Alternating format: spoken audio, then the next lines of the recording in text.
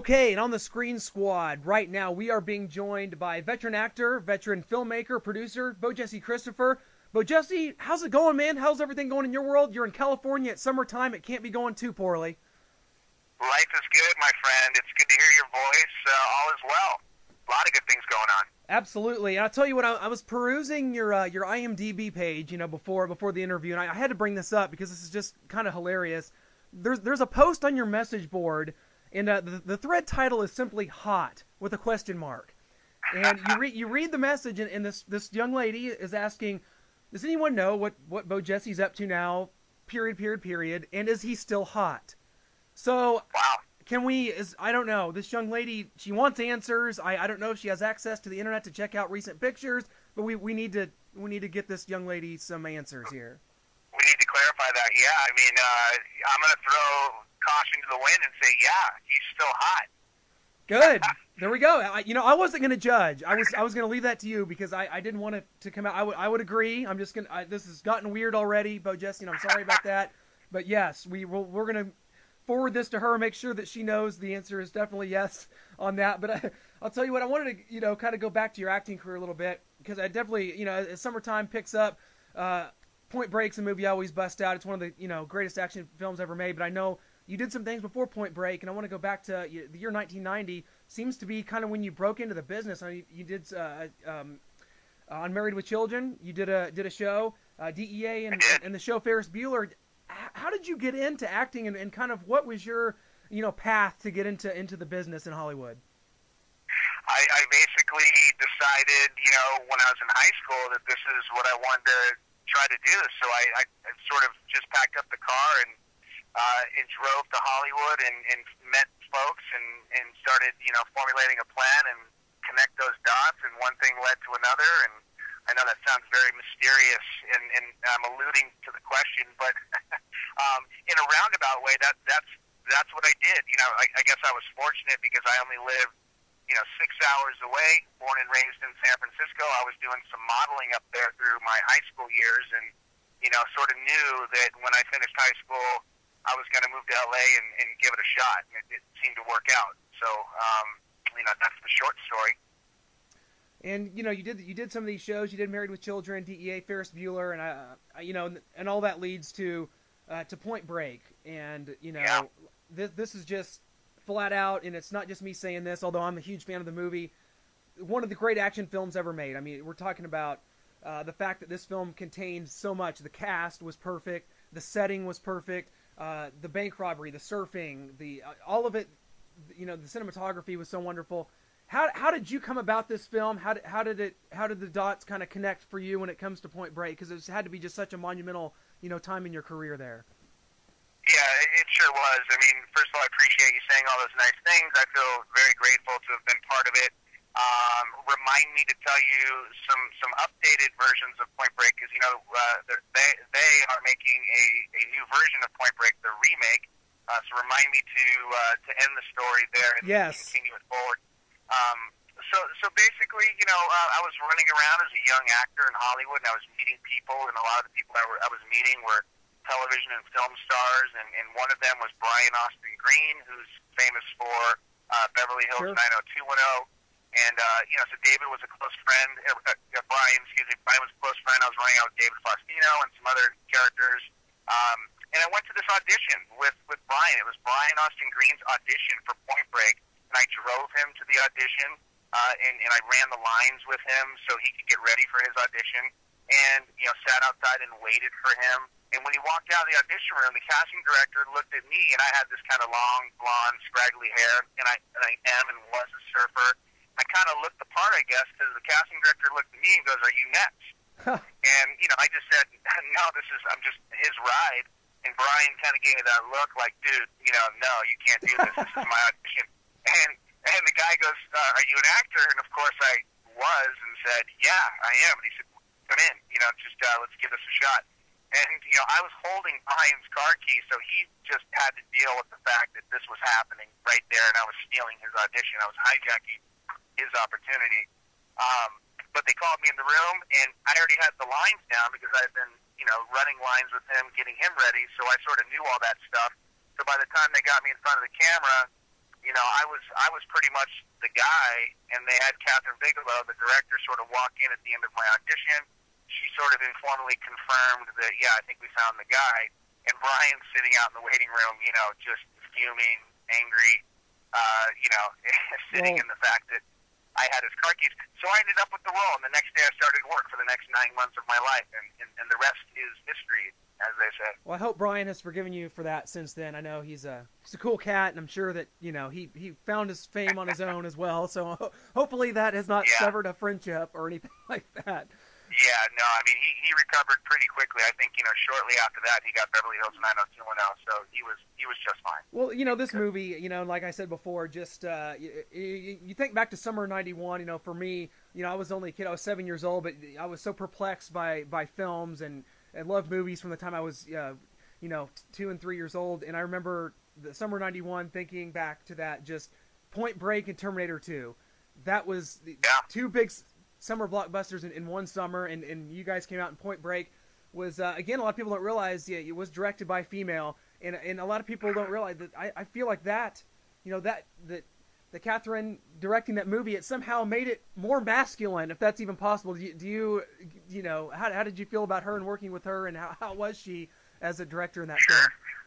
Sure. I mean, there's a lot to talk about in that little sequence right there, because, Catherine Bigelow was the director of Point Break, but her husband at the time, James Cameron, was the executive producer of Point Break and also, obviously, the director of the Terminator movies. So she was going, up against her husband, and her husband was going up against her as the #1 and #2 movie at that time in 1991.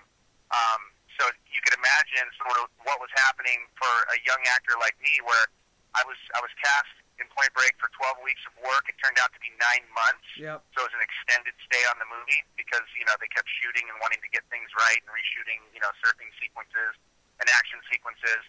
And at the same time, James Cameron was putting together, Terminator 2, and he started to cast for that. And he actually, he had me in his peripherals.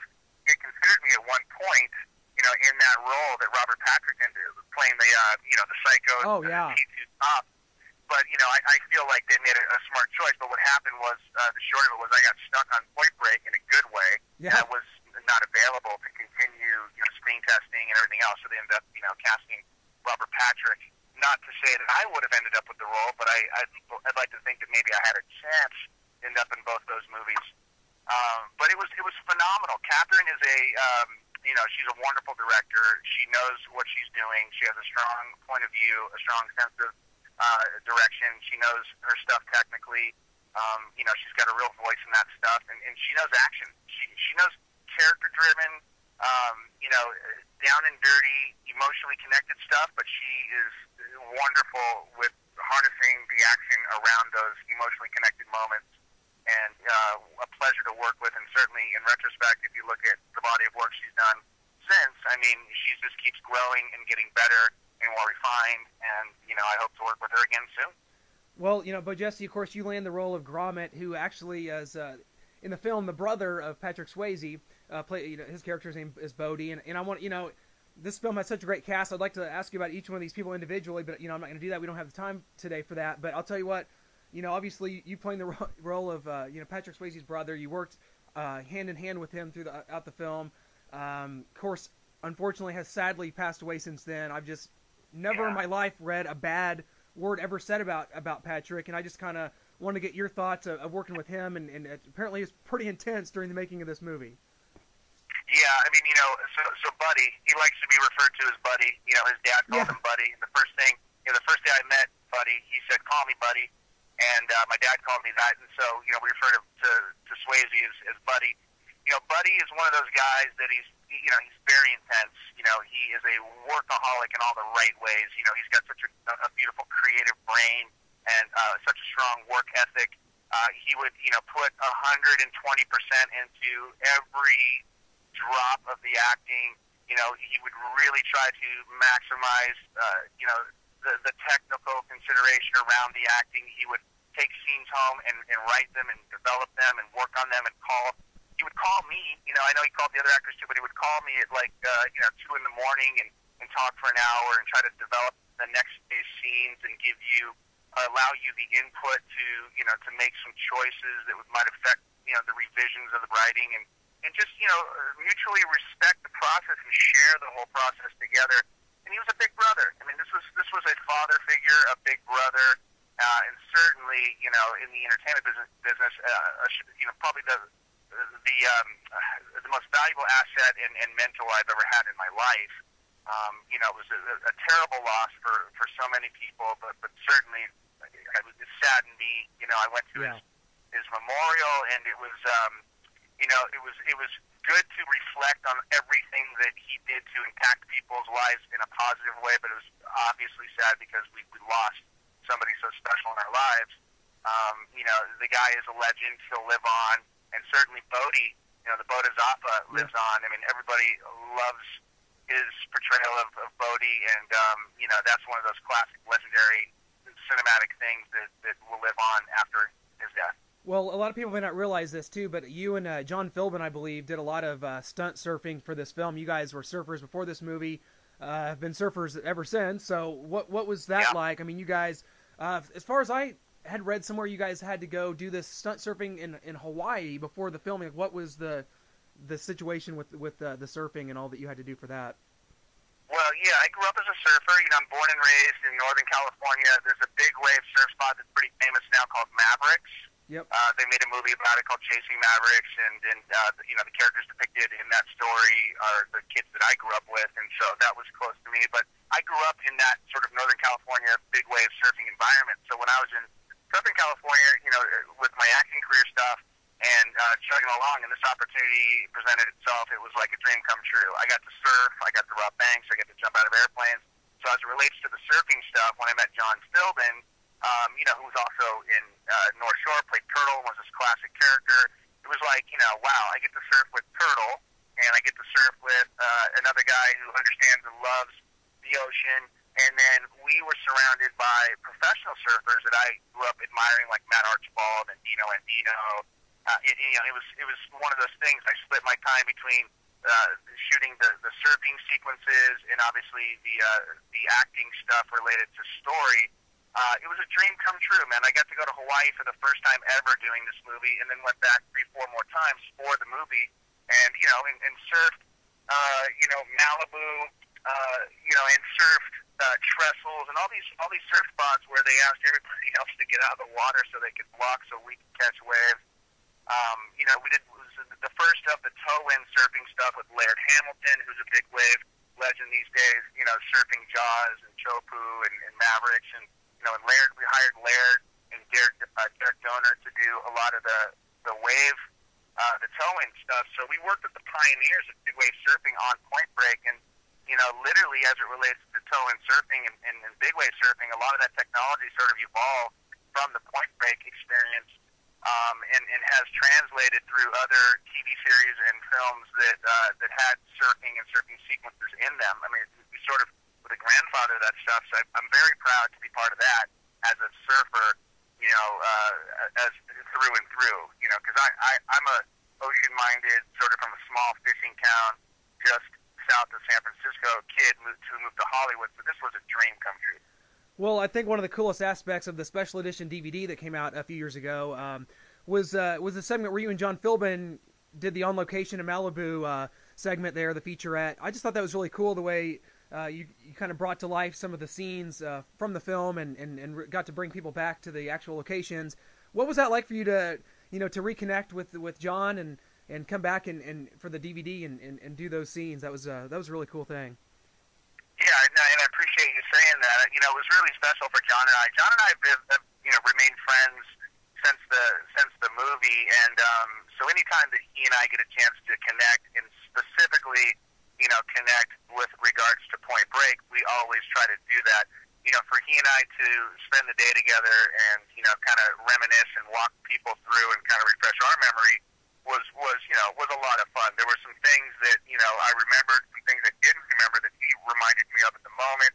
And, that was one of those beautiful days where all of a sudden we're back at the ocean, we're in Malibu, we're recalling, that experience on that movie that is now such an iconic part of, film history. It really is. I'm not surprised at this point, but I've been surprised over the last decade about how many fans and how much people love the original Point Break, and what a positive impact it made on people, and from my character to all the characters to the story to the classic lines to the fact that it transitioned the 80s into the 90s and is kind of like an earmark earmarked in time as it relates to the end of one era into another era in terms of filmmaking and being part of that, and the surfing and the fact that I was a surfer before. There's so many reasons why doing the behind-the-scenes thing meant so much to John and I think that's why we ended up doing it and not somebody else on the film, because I just felt like it meant more.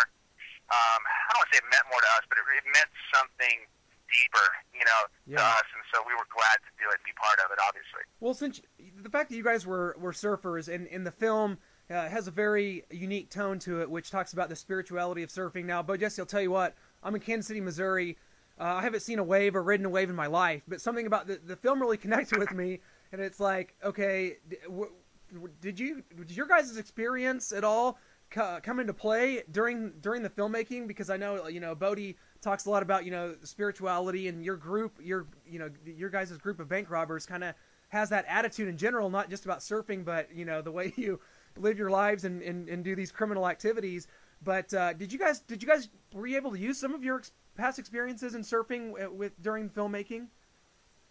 Yeah, I think I understand the question. I mean, basically, there's sort of like a spirituality with regards to surfers. I mean, you've got the sun and the wind and the ocean, and you're against the backdrop of Mother Nature, and anything and everything can and does and will happen, and you're going against the laws of gravity. You're doing something that shouldn't be done, and there's a spirituality in that, and living in that moment, and going to the edge, and even jumping off the edge and still surviving, and knowing that literally, there's a strong chance you may not survive, if you push those limits. There's something very applicable to the way, these guys live their lives out of the water too, against the backdrop of, robbing banks and being able to justify it, and that resonated with me. That was one of those things, even as a young person, as a 19, 20-year-old kid when I was doing this movie, I understood that because I grew up, surfing, and I knew what it means to me and what it meant in contrast to, real life outside the ocean. There's got to be some parallels where if, for example, you haven't been to the ocean and you can't relate on some level. You can relate. There's something in your life somewhere, no matter where you live, that connects you to the elements, to Mother Nature, to that we all can appreciate, outside the hustle and bustle of everyday, society, whether it be a farm and sitting on a horse and just taking a ride out in the middle of nowhere, and and just being grounded in knowing who you are and being vulnerable to the elements. There's something about that, and so I can relate to that, and it was a big part of the Zen, that Bodie was kind of his philosophy that we were following. It was this thing. I think it was a big part of what got people fired up about the movie was, for some reason, because of that Zen, all that other stuff was a little bit justified. The outlaw stuff was kind of vigilante way of sort of justified through the Zen. Yeah, absolutely. That's very cool hearing that from you, because that's kind of exactly how the film has always related to me as a Midwesterner. I've been to the ocean several times, but obviously to live that lifestyle, and it's so cool to hear that from someone that lived it and that is from that area and that was in this film. And I could pick your brain a lot about a lot of these other topics, but I tell you what, I don't want to keep you too much longer. And because you alluded earlier to the fact that there's been talks about a remake, and I don't want to have to live with the fact that maybe Bodie paddled in New Zealand. Is that going to be where we pick up here, or what? Okay, well, so yeah, if we're just gonna kind of put a tag on this interview, which, by the way, thank you for having me on, and I appreciate all the love and support. So let me just leave you guys with this. So there is a new movie. It's a remake. It is in production starting the 26th of June. And I am appearing in that movie, and that's pretty much all I can tell you. It shoots over 4 continents. It's on a grander scope than the first one. It'll be much different. I think it'll be different, and people, I think, the chatter's been a little negative, but here's the deal. I know they're going to make it a fantastic movie, and a lot of the people from the original movie, including Captain Bigelow, the writer, they all have given it their blessing. It's going to be a really a very large scale. Big movie, huge movie. That's really exciting. And if there was any question about you being my man crush before this, it certainly has just come to fruition now. And I'm going to definitely let the young lady know on IMDb. BoJesse Christopher, still hot, going to be starring, going to be involved in a new Point Break reboot, remake, if you will. And that's amazing to hear that, and it's very exciting. And I know there's so many other things. And your website is BoJesse.com. All the latest up-to-date info. And I know since Point Break, you've done so many other things. You've become a writer, and you've done a lot of producing and a lot of filmmaking, and I know that's a huge part of your life now, and I want everybody to be able to go check that out on BoJesse.com, because I know you've got a lot of other interesting projects coming up, and I want people to be able to check those out for sure too, my man. Thank you, I appreciate that. Yeah, check it out. I mean, obviously, I'm just sticking and moving, keeping things going, connecting those dots, so, stay up, get it done, and I'll keep you posted. You do the same. Cannot thank you enough, BoJesse. Huge highlight for us here, here at the Screen Squad here on the Great American Sports Network. This is a sports network, BoJesse, and I'll tell you what, we differ off when we do this Screen Squad segment. And it's basically some of our favorite actors here at our network, and we come out and we branch out to you guys, and we've had a lot of them on, and we cannot thank you enough for coming on today. And sports, I mean, you filmed the football scene in Point Break, and I'll tell you what, you threw a swing pass touchdown on the beach playing football in that movie. So, hey, there's a sports connection after all. Yeah, you're right about that. And I threw that one to Swayze. That's when Keanu tackles him in the wave, and Swayze gets pissed. Absolutely, that was great stuff. Hey, great stuff, man. We'll definitely catch up again down the road. Hopefully, we'd love to have you on to promote some new projects whenever you get the chance. But we really appreciate it today, BoJesse. Have a great summer. Do some surfing for us, my man. You got it. I'll be back. Just invite me, and I'll be back. I appreciate it. Thank you so betcha. much, man. Have a good one. Okay, guys. Take care.